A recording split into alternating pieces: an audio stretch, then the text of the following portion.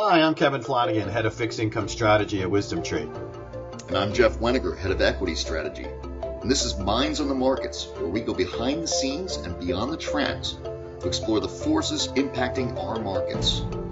All right. Thank you, everyone, for tuning in once again. And also, thank you for liking and subscribing. It's been over a year that Kevin and I have been running the Minds on the Markets here on the tube of you. So we much appreciate it. And Kevin, you know what else has been going on for kind of feels like a little while now? A Fed that's just on pause. Like we keep getting these Fed meetings, and it's we're just going to hold tight.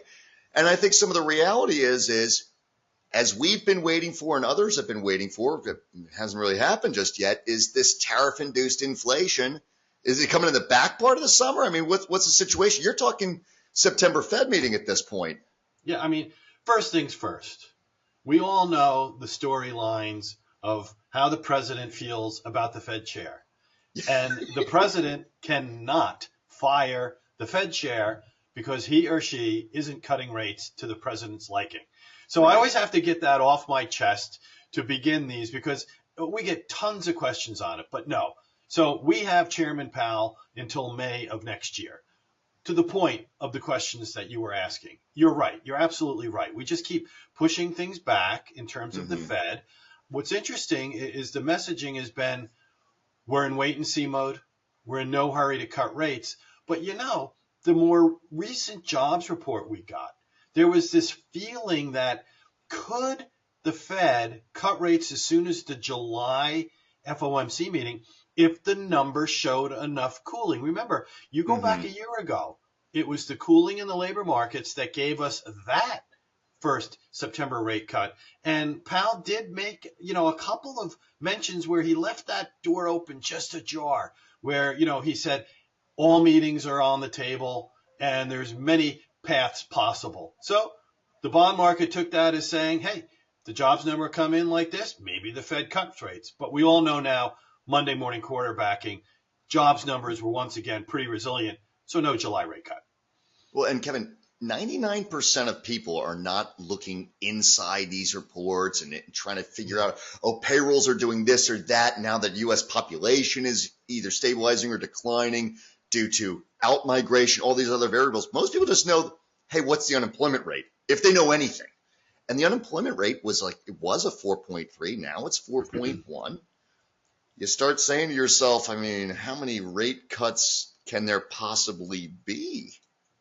Yeah, that's a great point, right? I mean, you don't want to go too far inside baseball with a monthly employment report. Right. That's for sure. Maybe you and I at a barbecue on your Chicago rooftop, we could do it, but not on this video. But, once again, I think you're spot on. But how does the Fed respond, right? I mean, the 3-month moving average for jobs being created is 150,000. You have an unemployment rate that's now at 4.1%. And I don't think Powell and company are really getting into the weeds on all of this. They see, hey, these are the broader numbers. And, if there were no tariffs or this tariff uncertainty with respect to inflation, Powell even said chances are they would have been cutting rates by now. So that's what we're waiting for. And it kind of goes all the way back to the first question that you asked in terms of the tariff-induced inflation numbers, consumer price index, the PCE deflator, which is the Fed's favorite inflation measure as well. We're waiting to see now, how do those numbers come in? And it's going to take at a minimum through the summer before we can get a sense of, are we beginning to see any signs of tariff-induced inflation?